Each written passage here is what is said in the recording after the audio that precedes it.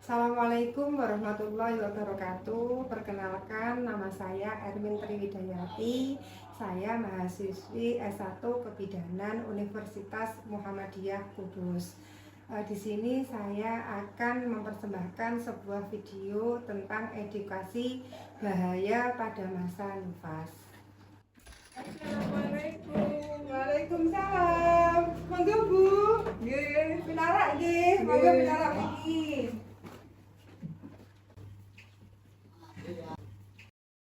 Ada yang bisa saya bantu, Bu?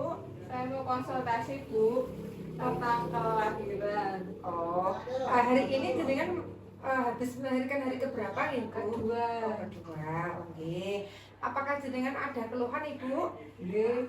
Keluhannya apa, Ibu? Mulus-mulus. Mulus. Perutnya rasanya mulus nggih. Terus untuk payudarinya sendiri apakah asinya sudah keluar lancar, Ibu? Sampun. Sampun. Alhamdulillah nggih. Nanti begini, nanti kan karena jenengan ini melahirkan anak pertama atau kedua ya Bu? Kedua. Oke, yang dulu pada saat anak yang pertama apakah ada masalah Ibu pada saat masa nifas? Ya, nggih. Jarak dari kelahiran yang pertama sama kedua berapa tahun nggih? 2 tahun. 2 tahun. Mungkin Ibu agak-agak lupa nggih tentang masa nifas, apa saja yang normal ataupun yang tidak normal.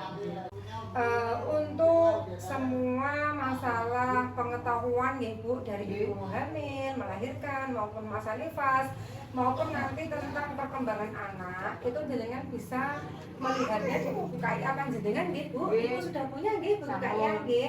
Oh nggih, ini nanti coba saya akan bahas ulang dengan panjenengan untuk di halaman 28. Di sini itu nanti ada yang namanya tanda bahaya pada ibu nifas. Ngoten nggih? Ini yang pertama adalah demam lebih dari 2 hari. Ngoten nggih. Jadi nanti selama masa nifas panjenengan tidak boleh ada merasakan demam, nggih, terasa demam nggih, panas, tubuhnya terasa panas. Karena apa? Kalau tubuh itu terasa panas, tandanya ada infeksi di dalam tubuh. Ngoten nggih. Nah, apalagi kalau habis melahirkan, luka panjenengan itu di dalam rahim selebar plasenta yang jenengan lahirkan. Apalagi kalau ada jahitan di jalan lahirnya. Kemarin ada jahitan apa tidak? Ada nggih. Tapi kering apa enggak nih Bu? Kering ya. Alhamdulillah nggih. Kemudian yang berikutnya adalah perdarahan lewat jalan lahir nggih.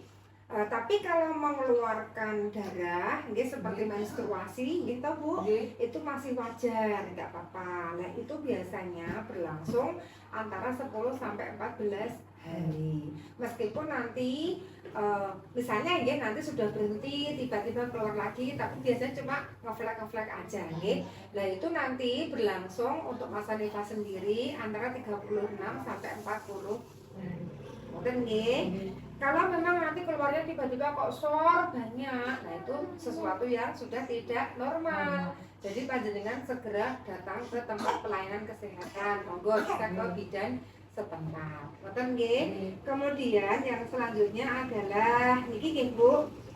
Ibu terlihat sedih, murung dan menangis serta tanpa sebab nggih. Nah, ini biasanya begini Bu. Kalau pada saat jenengan hamil, biasanya kan bapaknya fokus ke jenengan, pasti sering ditanya apakah capek, apakah lelah, apakah apa dan sebagainya. Ngoten nggih. Terus pada saat melahirkan, pada saat jenengan merasakan sakit, larani, itu kan biasanya fokus ke jenengan nggih.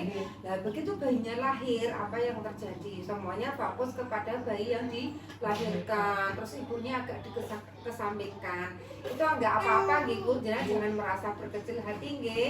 Nah, itu memang karena ada mainan baru Bu, dan yang pastinya lucu nggih bayinya nggih. Jadi jenengan jangan merasa tersisihkan. Terus apabila panjenengan memang merasa begini, misalnya kok ASI saya nggak mencukupi nggih untuk anak saya, jenengan mending dibicarakan saja, jangan dipendam sendiri. Ataupun bisa misalnya jenengan nanti tanya langsung ke petugas setempat bidannya. Ngoten nggih. Jadi jangan apa-apa itu difikirkan. Ngoten nggih.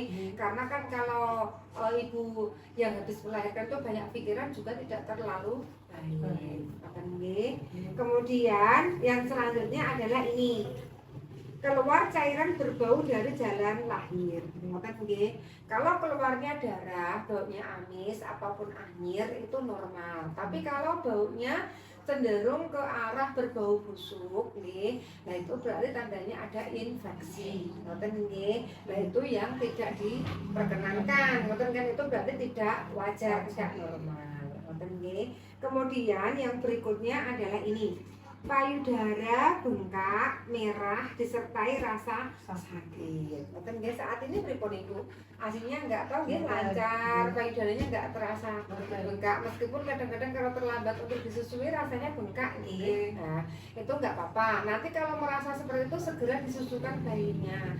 Karena memang kalau bayi baru lahir itu seringnya tidur terus nggih Bu nggih. Nah, jangan lupa 2 jam bayinya dibangunin untuk disusui biar tidak merasakan nyeri di payudara. Tapi kalau tiba-tiba payudaranya kok bengkak, warnanya merah, keleng-keleng, dipegang terasa keras, nah itu nanti takutnya akan terjadi mastitis, peradangan pada payudara. Itu juga tidak diperkenankan pada saat masa nifas. Ngoten nggih. Kemudian yang selanjutnya adalah ini. Bengkak di wajah, tangan dan kaki atau sakit kepala dan kejang-kejang. Ngoten nggih.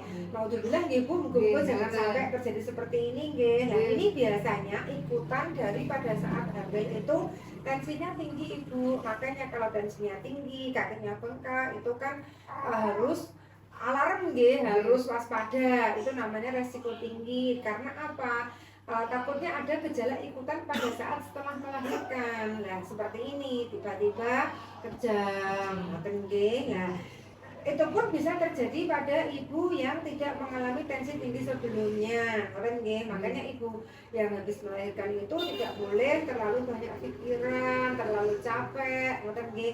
Istirahatnya harus cukup, karena kalau istirahatnya tidak cukup akan sering pusing kepala, ngoten nggih. Nah, kalau terjadi nyeri kepala akibat kemudian kejang-kejang, itu akan berisiko terhadap ibunya, nanti bisa tidak sadarkan diri. Ngoten nggih, Bu.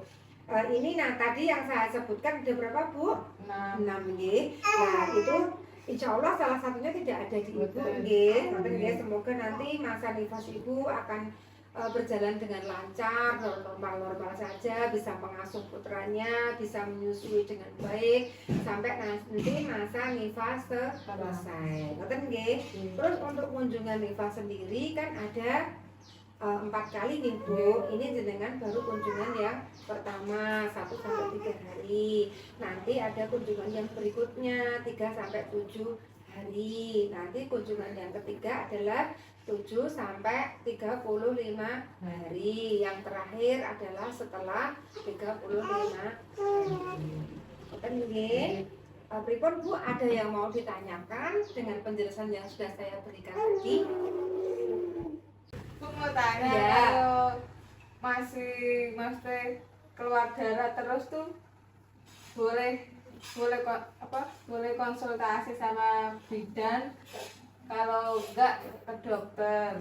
Nggih. Maksudnya pendarahan terus itu loh Bu, Iya. enggak sampai 1 bulan 2 bulan, maksudnya itu konsultasinya berapa?